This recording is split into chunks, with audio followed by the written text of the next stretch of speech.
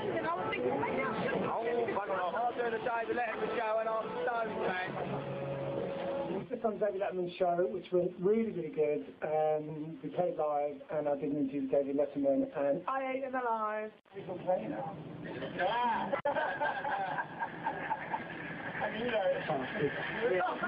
Yeah, what's that all about? Hey, what's that? What's that supposed to mean? Hey? They were talking about the whole Monica Lewinsky thing, and I said that I would sleep with Bill Clinton if he asked me to. That made everyone laugh. That was wicked. Boy George and Bill Clinton. That was Shag.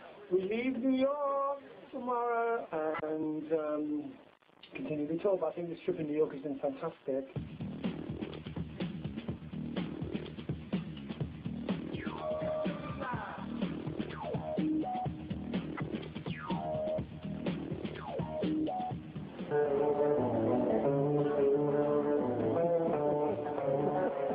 Last day of the tour, and we're packing up and getting ready to go. All right, Steve? Yes. Can you believe tomorrow's the last show? I cannot believe it. Oh, don't worry, we'll be back to you, love. When we first started touring in America, I have to be honest, I found it really difficult to be around John.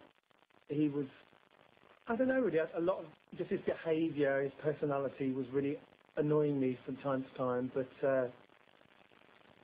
I don't know, I suppose I feel quite comfortable around him now. I suppose because I've just sort of accepted, look, you know, that's how John is, and we're really different people. I mean, even when we went out, we never really had that much in common, you know. I mean, I'm much more, I don't know really, I suppose I'm more needy in a different way. I'm not saying John isn't needy, but I'm probably needy in a different way, in a more obvious way. Whereas I find John these days has got very sort of introverted in a way. I mean, although he's noisy on the surface, he doesn't really give much away. You know, he's a bit of a joker. It was interesting because the other day our radio plugger, Mick, met John and he said, oh, he's a bit of a lad. And I think that's what John wants people to think, but that's not really what John's like. At least that's not how I know him. So it's very weird being around him when he's acting like one of the lads. You know, I find it very difficult. But then, you know, I do find that if I'm kind of more tolerant with John, he's a lot sweeter to me, and that makes things go better. What's the worst thing about this reunion? Long press session. And what's the best thing about this reunion? So far playing right. I love playing right. It's been great. Do you hate doing TV?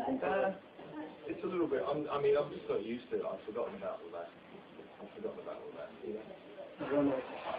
What's the worst thing about this reunion? The worst about the reunion? Travelling. What's the best thing? You. Great. Mikey, what about you? What's the worst thing about this reunion? Smoking. Smoking? Smoking what? Cigarettes. Silk cuts. And what's the best thing about it?